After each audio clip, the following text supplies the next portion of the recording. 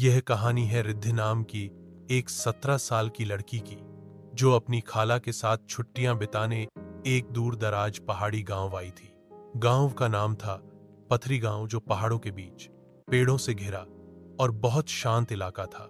खाला ने पहले ही खबरदार किया था, रात को 8 बजे के बाद खिड़की मत खोलना, और अगर कोई दरवाजा बजाए तो मत खोलना। रिद्धि ने हंस के कहा, खाला, कोई जिन भूत थोड़े ही है। खाला ने सिर्फ इतना कहा। रात के 9 बजे रिद्धि अपने कमरे में बैठी थी। अचानक खिड़की पर थक थक थक।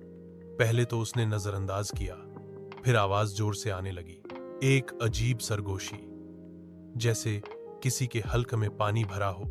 रिद्धि ने हिम्मत की, खिड़की का पर्दा हटाया।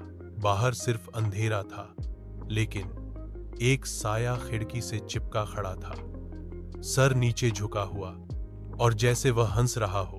अब रिद्धि डरने लगी थी।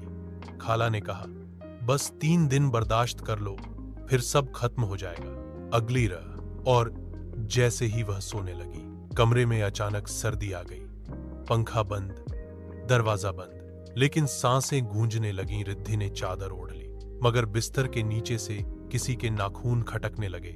रिद्धि ने इस बार फैसला किया कि वह छिपेगी नहीं।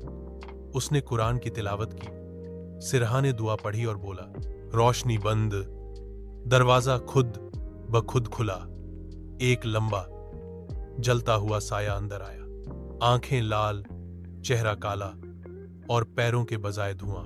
रिद्धि ने बुलंद आवाज में कहा, अल्लाह के नाम पर वापस जाओ। एक जोरदार चीख, और साया गायब। डर तब तक रहता है जब तक हम छिपते रहते हैं। दुआएं, ईमान और हिम्मत सबसे बड़ा हथियार है। और खाली गांव सिर्फ खाली नहीं होता, वहां खौफ होता है।